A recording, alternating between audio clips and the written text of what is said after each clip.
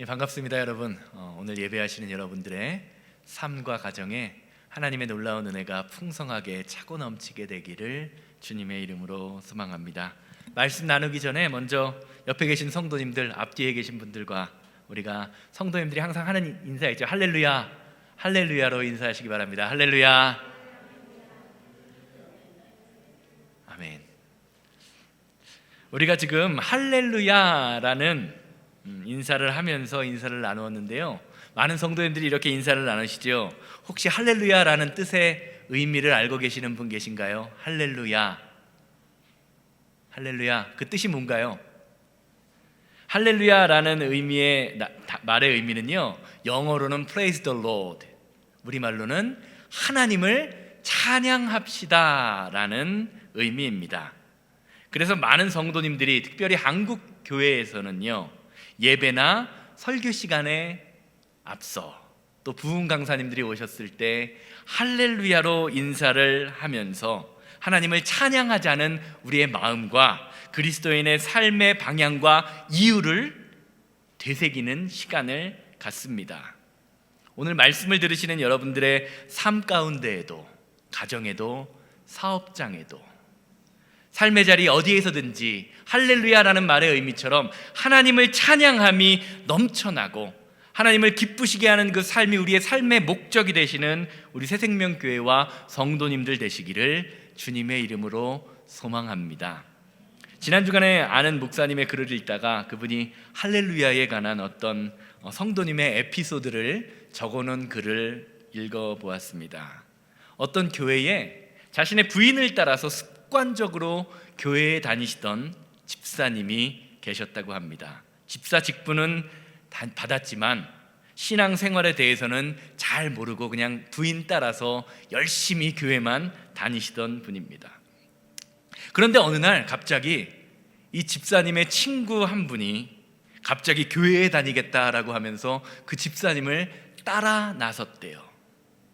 첫날 예배를 함께 마친 후에 교회에 처음 나온 이 친구가 이 집사님께 질문을 합니다. 교회에 오니까 목사님이 설교를 하시기 전에 우리가 방금 한 인사처럼 할렐루야라고 말하고 인사를 하는데, 그리고 다른 성도님들도 교회에 와서 성도님들을 만날 때 할렐루야라고 이렇게 인사를 하는데, 도대체 할렐루야가 무슨 뜻이길래 만나는 사람마다 이렇게 할렐루야 할렐루야 하는 거니? 라고 물어봤다라고 합니다. 친구의 질문을 듣고 가만히 생각해 보니까 자기도 교회에 오면 목사님들과 성도님들이 두 손을 번쩍 들면서 할렐루야라고 인사를 하기는 하는데 그 뜻을 모르겠는 거예요. 그 뜻이 좋은 뜻인 것 같기는 한데 뭔지 잘 모르겠는 겁니다.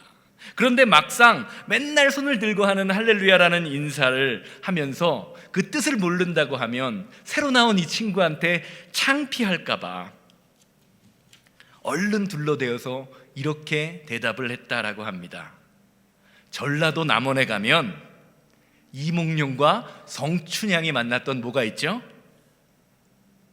광한루가 있고, 경상도 진주에 가면 임진왜란 때 논개가 일본 장수를 껴안고 강에 함께 떨어진 촉성루가 있는 것처럼, 하늘나라에 가면 천국에 간 사람들이 만나 잔치를 하는 할렐루라는 곳이 있다네.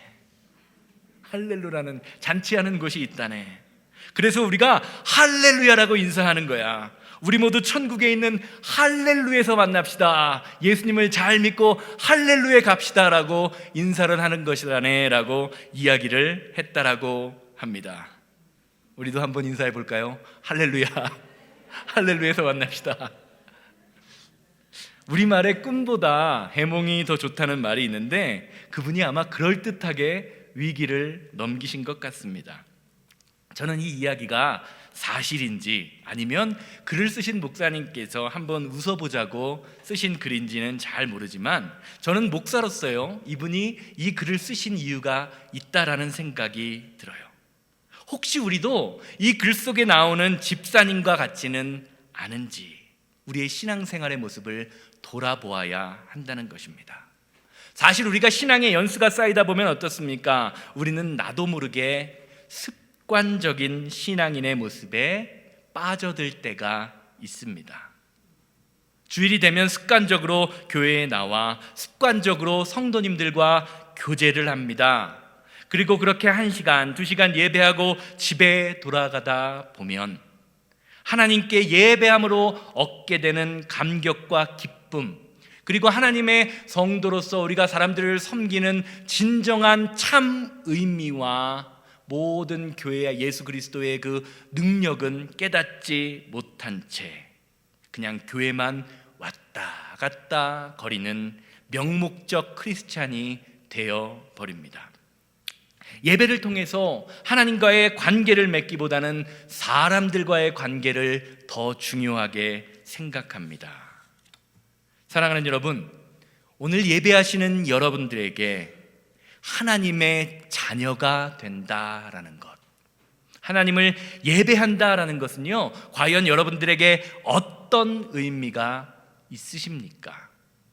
여러분들은 무엇 때문에 이렇게 편히 쉴 수 있는 주일 오전에 교회에 나와서 예배하고 계십니까? 우리가 하나님을 믿고 하나님의 자녀가 되는 그 순간, 예수 그리스도를 우리의 삶의 주인으로 고백하는 그 순간부터요, 하나님께서는 저와 여러분들에게 원하시는, 성도로서 원하시는 성도의 삶이 있습니다. 그것을 알려주시기 위해서 하나님이 우리에게 주신 것이 바로 우리가 맨날 읽고 묵상하는 성경 말씀이지요. 디모데후서 3장 15절에서 17절 함께 보시기 바랍니다. 또 어려서부터 성경을 알았나니 성경은 능히 너희로 하여금 그리스도 예수 안에 있는 믿음으로 말미암아 구원에 이르는 지혜가 있게 하느니라. 모든 성경은 하나님의 감동으로 된 것으로 교훈과 책망과 바르게 함과 의로 교육하기에 유익하니 이는 하나님의 사람으로 온전하게 하며 모든 선한 일을 행할 능력을 갖추게 하려 함이라. 아멘. 사랑하는 여러분, 저와 여러분들이 성도로서 하나님 앞에서 온전하게 될 수 있는 유일한 길은요, 오직 하나님의 말씀이 저와 여러분들의 삶을 인도할 때입니다. 말씀이 인도하지 않는 삶은요, 아무리 세상에서 많은 것을 누리고 잘 사는 것처럼 보일지 몰라도 하나님이 보시기에는 실패한 인생일 수밖에 없는 것입니다. 넓은 길이며 멸망으로 향하는 길이라는 것입니다.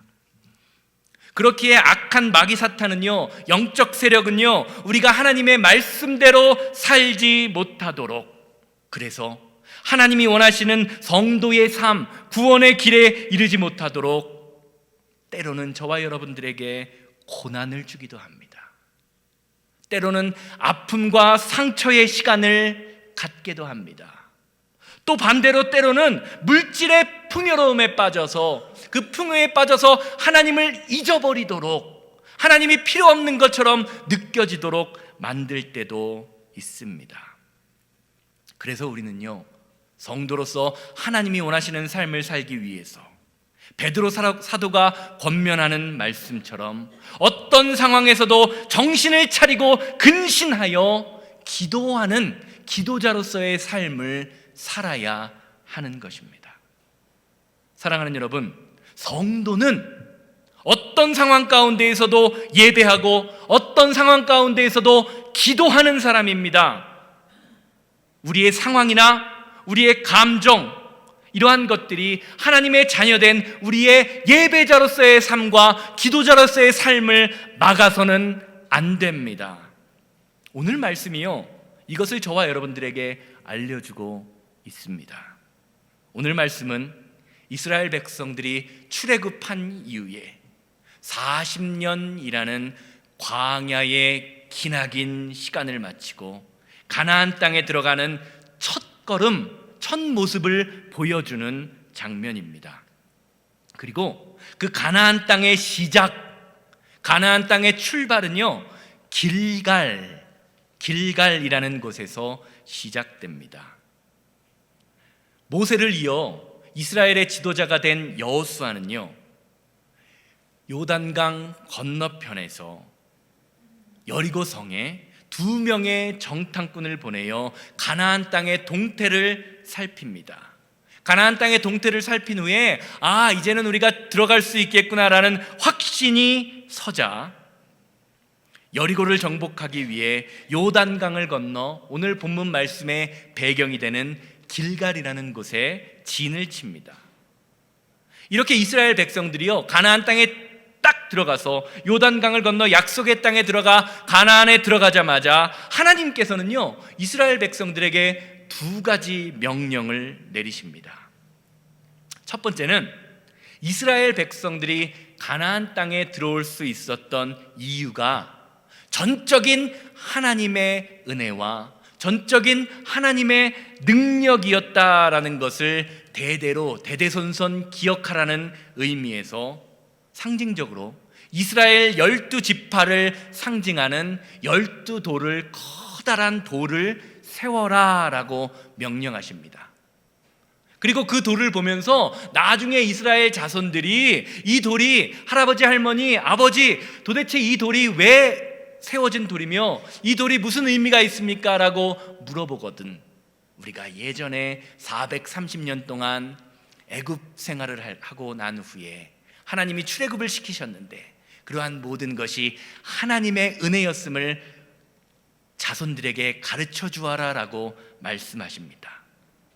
그리고 이스라엘 백성들이 하나님의 명령을 따라서 12돌을 다 세우자 하나님은 2번째 명령으로 40년 광야의 생활 동안 이스라엘 백성들이 하나님의 자녀의 상징인 할례를 받지 못했기 때문에 이스라엘 백성들에게 이제는 너희가 할례를 받아야 한다라고 하면서 할례를 받으라고 명령하십니다. 할례는요, 이스라엘 백성들이 하나님께서 나의 주인이십니다라는 것을 고백하는 상징이며 그러한 고백을 표시하는 표시입니다. 이런 점에서 오늘 본문 말씀을 통해서 하나님이 이스라엘 백성들에게 하시는 말씀은요, 하나님의 도움을 받아 하나님의 약속 안에 거하는 성도들이 가나안 땅의 삶에서 예수 그리스도를 믿음으로 말미암아 어떻게 살아야 하는지를 보여준다고 할 수 있는 말씀입니다. 여호수아 5장 8절에서 9절 말씀 함께 보십니다. 그 백성이 할례 행하기를 마침에 백성이 진중 각 처소에 머물며 낫기를 기다릴 때에 여호와께서 여호수아에게 이르시되 내가 오늘 애굽의 수치를 너희에게서 떠나가게 하였다 하셨으므로 그곳 이름을 오늘까지 길갈이라 하느니라. 할례를 마친 후에 이스라엘 백성이 되었음을, 하나님의 백성이 되었음을 확증하신 후에 하나님께서는 이스라엘 백성에게 이렇게 말씀하시죠. 나 여호와가 오늘 너희가 애굽에서 종살이하던 모든 수치를 떠나가게 할 것이다. 수치, 애굽의 수치가 무엇입니까?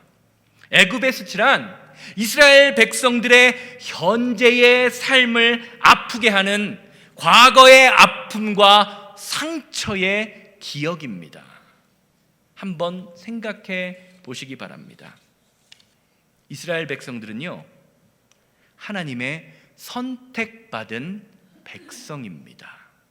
하나님뿐만이 아니라 본인들 스스로도 나는 선택받은 하나님의 자녀다라고 생각했습니다. 그런데 그들의 삶의 모습은 지난 400년, 500년간의 삶의 모습은 어땠습니까? 하나님을 모르는 이방 애굽 민족들에게 430년 동안 종살이를 했습니다. 그 종살이의 시작도요, 애굽 민족에게 잡혀 들어간 것이 아닙니다. 야곱의 가족이 가뭄과 흉년 때문에 그것을 이기지 못하여 스스로 하나님이 주신 가나안 땅을 떠나서 애굽을 향하여 들어간 것이 출발점이었습니다. 애굽에서 종살이를 할 때의 모습을 한번 생각해 보시기 바랍니다. 같이 종살이를 하던 이방 민족들이요, 나는 선택받은 민족이야, 나는 하나님의 백성이야 라고 이야기할 때마다 뭐라고 이야기했을까요? 너희들은 도대체 전능하신 하나님을 믿는다고 하면서, 너는 선택받았다고 하면서 종으로 선택받았냐? 라고 이야기했을지 모릅니다. 그렇게 선택받았으면서 왜 종살이를 하냐고, 너희들이 그토록 바라는 하나님의 구원은 도대체 어디 있느냐고 비아냥거렸을지 모릅니다. 그래서 성경은요, 이스라엘 백성들의 고통에 대하여 이렇게 증거하는 것을 보게 됩니다. 출애굽기 2장 23절입니다. 여러 해 후에 애굽 왕은 죽었고 이스라엘 자손은 고된 노동으로 말미암아 탄식하며 부르짖으니 그 고된 노동으로 말미암아 부르짖는 소리가 하나님께 상달된지라. 스스로 나는 선택받았다, 스스로 나는 전능하신 하나님을 믿는 그러한 백성이다라고 자부하면서 살고 있는데요, 현실의 삶은 어떻습니까? 현실에서는요, 할 수 있는 것이라곤 하나님께 탄식하며 부르짖을 수밖에 없는 것이 이스라엘 백성들의 과거의 모습이었습니다. 사람들이 비아냥거릴 때 탄식할 수밖에 없는, 울 수밖에 없는 나의 모습을 바라보면서 이스라엘 백성들이 얼마나 수치스러웠을까요? 출애굽 이후의 삶은 어떻습니까? 전능하신 하나님의 도우심으로 수많은 기적들을 경험하면서 애굽에서 탈출했습니다. 이스라엘 백성들은요, 그렇게 놀라운 하나님의 능력, 10가지 그 재앙과 또 홍해가 갈라지는 능력, 수많은 능력을 바라보면서 애굽을 빠져나왔을 때 속으로 뭐라고 생각했을까요? 자, 이제는 됐다, 이제는 자유다라고 생각했을지 모릅니다. 그런데 웬걸, 하나님께서는요, 이스라엘 백성들을 몇 년 동안? 40년 동안이나 광야의 뜨거운 햇빛 아래에서 이리저리 정처 없이 방황하게 하십니다. 1, 2년도 아니고요, 40년. 제가 만으로 43살인데요, 제가 태어나서 지금까지 광야에서 살았다라고 생각을 하면 될 것 같습니다. 혹시 여러분 캠핑 좋아하시는 분 있으십니까? 아마 여기도 캠핑 좋아하시는 분이 있을지 모르는데요, 밖에서 먹고 자는 것이 얼마나 힘듭니까? 지금처럼 에어 매트리스가 있는 것도 아닙니다. 맹바닥에서 자는 겁니다. 오죽하면요, 저희 아이들은 캠핑하면서 밖에서 노는 것은 좋은데 잠잘 시간이 되면요, 호텔 가서 자재요. 밖에서 자는 게 힘든 줄 아이들도 아는 것입니다. 사랑하는 여러분, 이것이요, 애굽에서 이스라엘 백성들이 겪었던, 그리고 광야에서 이스라엘 백성들이 겪었던, 470년 동안 이스라엘 백성들이 겪었던 애굽의 수치이며 그들의 인생에 남아있던 애굽의 잔뿌리입니다. 그런데 하나님께서는요, 할례받은 이스라엘 백성들, 하나님의 자녀를 선포하시면서 이렇게 이야기하십니다. 내가 오늘 애굽의 수치를 너희에게서 떠나가게 만들어 줄 것이다. 사랑하는 여러분, 지금까지 여러분들은 어떤 인생을 살아오셨습니까? 혹시 지금 이 시간 나의 과거의 아픔과 상처와 질병과 고통, 혹은 물질이나 관계의 어려움에 붙들려서 원치 않는 길을 가고 계시지는 않으십니까? 인생을 살아보니까요, 이제 40이 좀 넘어 중년이 되니까 한 가지 느껴지는 게 있어요. 인생이 내 맘대로 되는 것이 하나도 없구나. 인생이 내 뜻대로 되는 것이 하나도 없구나. 여러분은 어떠십니까? 내 삶이 이게 아닌 걸 알면서도 어쩔 수 없다는 핑계를 대며 세상에 얽매이고 계시지는 않으십니까? 이스라엘 백성들이 겪었던 애굽의 수치, 그런 수치가 우리의 삶에도 혹시 존재하고 있지는 않습니까? 하나님은요, 이런 애굽의 수치, 세상의 수치를 겪고 있는 저와 여러분들에게 이스라엘 백성들과 동일하게 똑같은 말씀을 오늘 주고 계십니다. 새생명교회 성도들아, 내가 오늘 너희의 인생에 있는 애굽의 수치를 너희에게서 떠나가게 할 것이다. 믿으십니까? 오늘 이 시간 예배하시는 모든 분들에게 애굽의 수치, 과거의 아픔과 상처, 질병과 모든 고통이요, 예수 그리스도의 이름으로 떨쳐내어내는 시간 되기를 주님의 이름으로 소망합니다. 아멘 하시는 분들에게만 그렇게 되기를 바랍니다. 자, 그러면 우리가 애굽의 수치, 우리의 삶의 아픔과 슬픔과 상처와 모든 문제가 해결되어야 할 텐데, 과연 우리가 성도로서 하나님의 선택받은 자로서 어떻게 할 때 그러한 모든 것을 이겨낼 수 있는 힘과 능력이 생길까요? 오늘 말씀 안에 답이 있습니다. 10절 말씀 보시기 바랍니다. 또 이스라엘 자손들이 길갈에 진쳤고 그달 14일 저녁에는 여리고 평지에서 유월절을 지켰으며. 오늘 말씀 가만히 보시기 바랍니다. 이스라엘 백성이 하나님께 이스라엘에 너희들이 애굽의 모든 수치를 없애주겠다라는 말씀을 듣고 성경에서 이스라엘 백성들이 뭐를 했다라고 이야기하죠?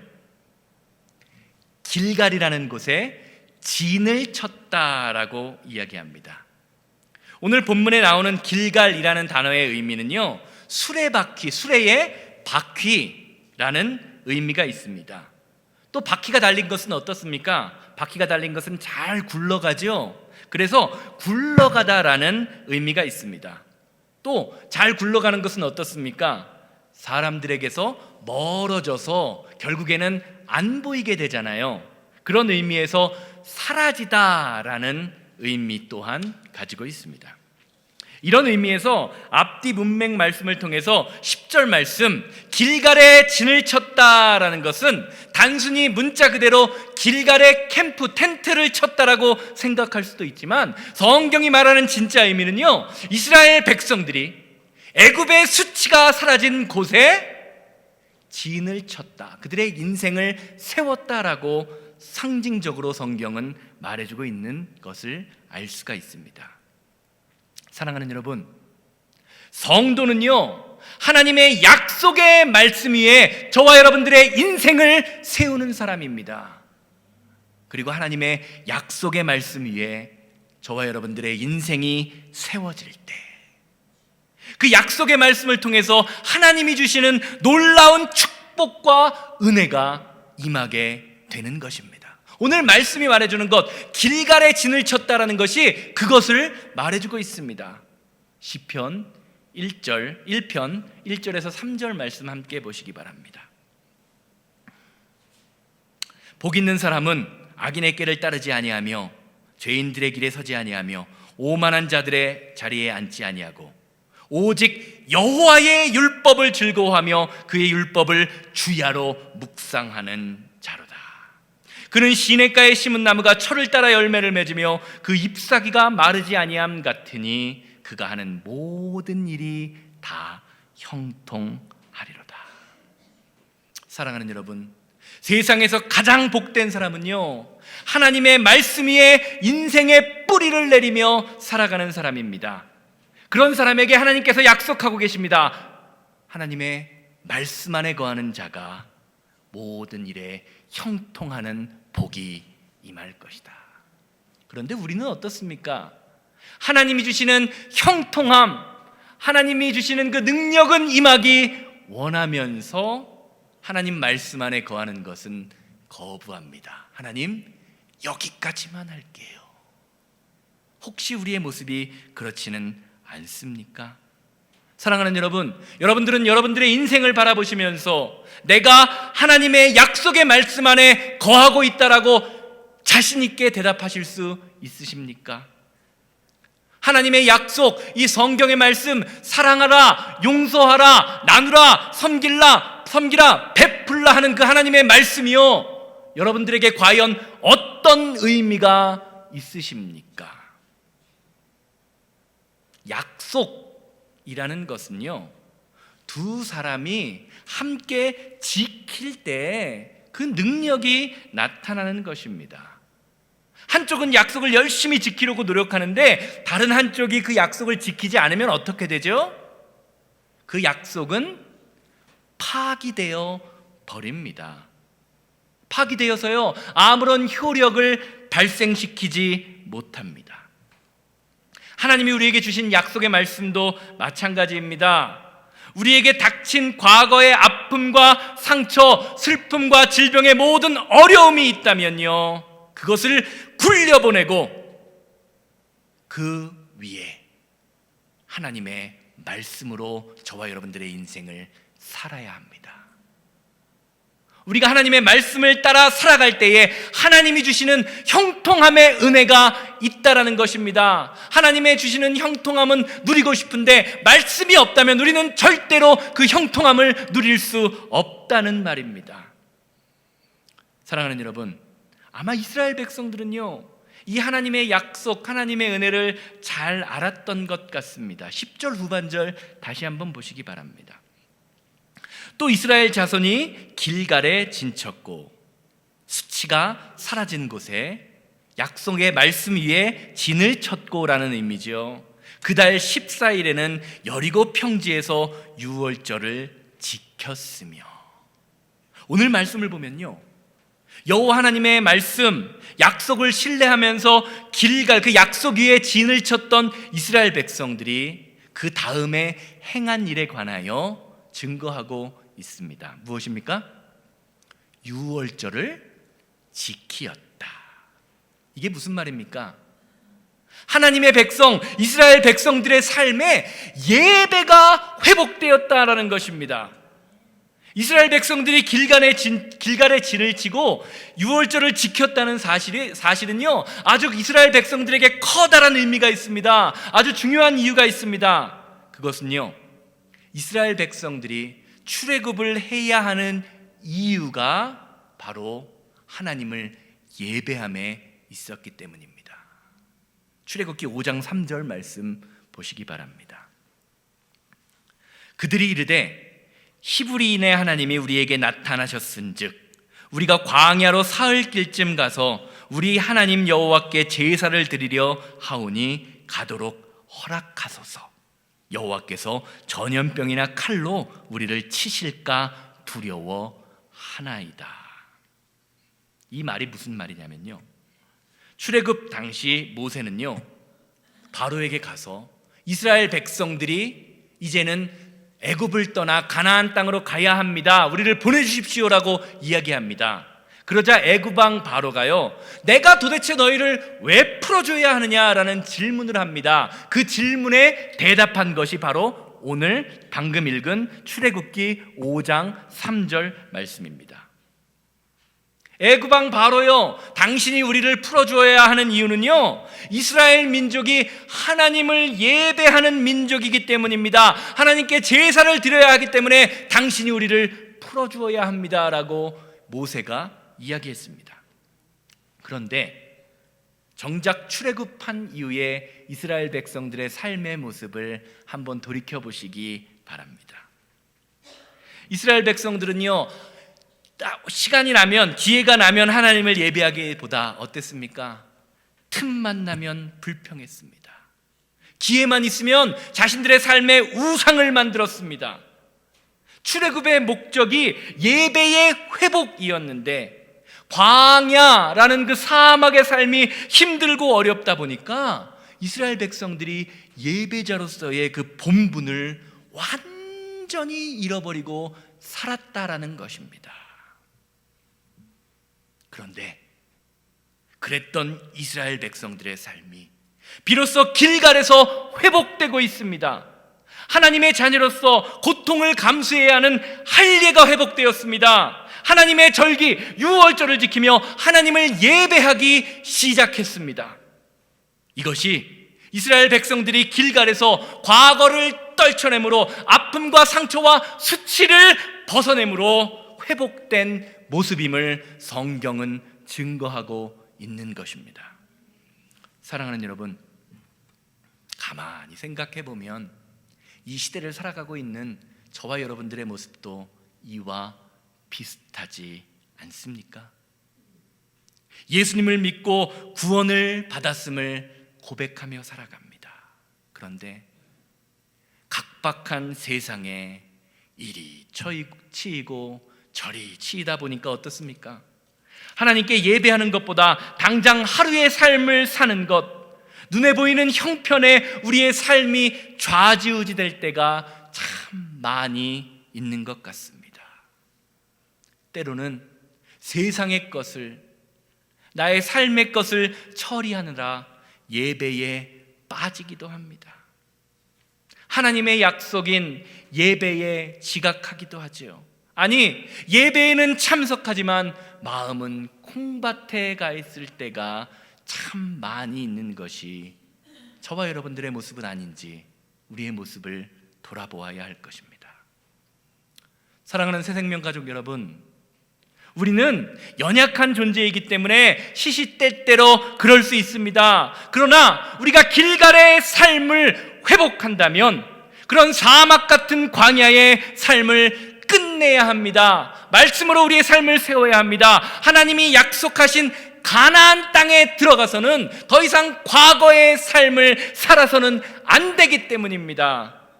이런 의미에서 오늘 본문 말씀의 현장인 길갈은요, 상황과 예배가 역전된 곳입니다. 과거의 수치를 완전히 떨쳐버리고 하나님의 말씀으로 살아가는 인생의 전환점, 신앙의 전환점이 된 곳이 바로 길갈이라는 곳입니다.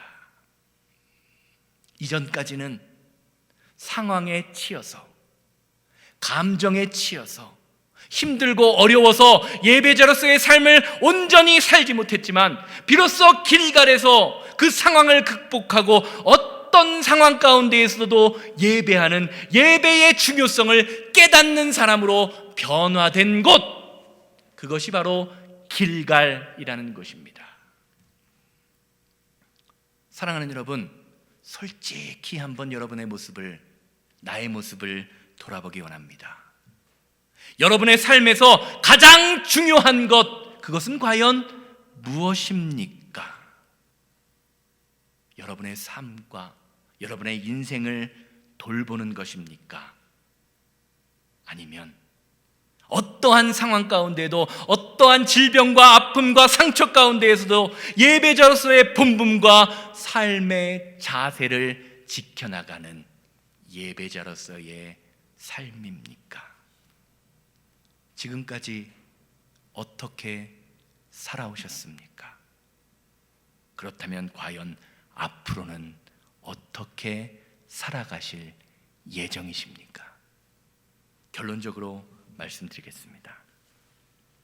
오늘 본문 말씀 마지막 부분인 11절과 12절 말씀은요, 유월절을 지키고 난 후에 이스라엘 백성들의 삶이 어떻게 변하였는지에 관하여 하나님께서 말씀을 통해서 알려주고 계십니다. 11절에서 12절 말씀입니다. 유월절 이튿날에, 그 유월절 예배를 드린 날 이튿날에 그 땅의 소산물을 먹되 그날의 무교봉과 볶은 곡식을 먹었더라. 또 그 땅의 소산물을 먹은 다음 날에 만나가 그쳤으니 이스라엘 사람들이 다시는 만나를 얻지 못하였고 그 해에 가나안 땅에 소출을 먹었더라. 오늘 말씀을 보면요, 이스라엘 백성들이 하나님의 말씀에 뿌리를 내리고 하나님의 삶에 예배를 중요시하고 예배자로서의 삶을 살았을 때 비로소 만나가 그쳤다라고 이야기합니다. 그리고 가나안 땅에서 농사를 지은 것을 소출을 얻게 되었다라고 말하고 있습니다.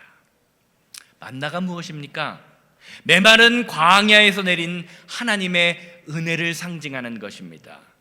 언뜻 생각해 보면요, 거저 얻어먹을 수 있는 만나의 은혜를 더 이상 볼 수 없는 곳, 그 길갈은요 참 아쉬운 것처럼 보입니다. 그런데 만나가 그쳤을 때 이스라엘 백성들의 삶이 어떻게 되었습니까? 가나안 땅을 정복하게 되었습니다. 이전에는 가만히 있어도 나에게 내리는 은혜가 있었다면, 이후에는 길갈의 삶 이후에는요, 내가 노력한 만큼 30배, 60배, 100배의 결실을 보는 인생이 된 것입니다.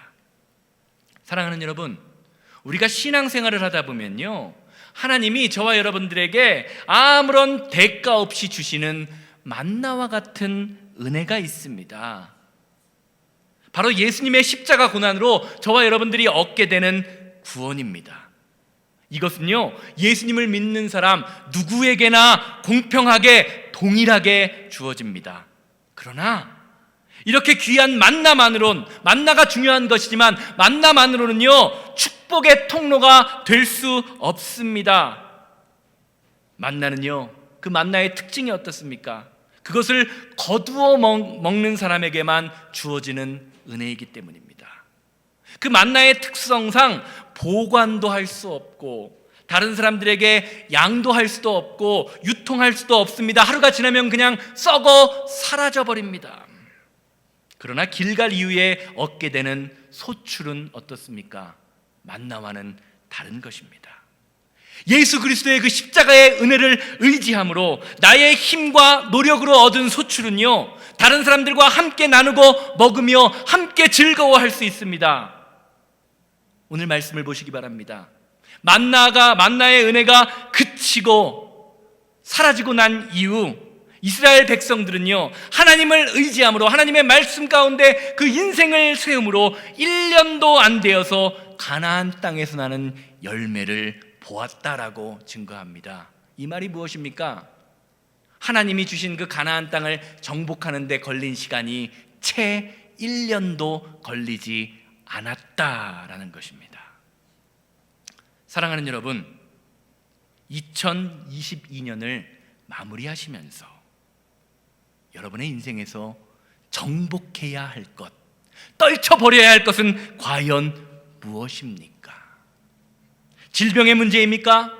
관계의 문제입니까? 직장의 문제입니까? 사업장의 문제입니까? 자녀의 문제입니까? 참 우리의 인생을 보면 문제투성이입니다. 내 안에 있는 자아와 내 안에 있는 죄의 문제도 해결할 수 없는 것이 인간의 모습입니다. 오늘 이 아침 길갈의 은혜가 저와 여러분들의 삶에 함께하기를 주님의 이름으로 소망합니다. 하나님의 말씀이 우리의 삶에 함께함으로 우리의 모든 어려운 문제와 아픔과 질병과 상처를 완전히 떨쳐내어버리는 시간이 바로 이 시간 되기를 주님의 이름으로 소망합니다. 더 이상 광야에 머물러 계시지 마십시오. 축복과 결실의 땅 가나안의 인생이 저와 여러분들을 기다리고 있습니다. 말씀 가운데 우리의 삶을 세우고 하나님의 능력, 예수 그리스도의 십자가를 붙들고 살아갈 때 우리의 삶이, 정복하는 것은 힘들고 어려워 보일지 몰라도 그 정복을 통하여 다른 사람들과 나누고 다른 사람들과 함께 즐거워할 수 있는 그 소출의 열매가 나타나게 됨을 경험하게 될 것입니다. 이것이 저와 여러분들에게 복음을 주시고 십자가의 길을 걷게 하시는 하나님의 뜻이며 2022년을 마무리하면서 우리가 살아내야 할 길갈의 축복임을, 떨쳐버림의 축복임을 믿게 되기를 주님의 이름으로 소망합니다. 다 같이 기도하시겠습니다.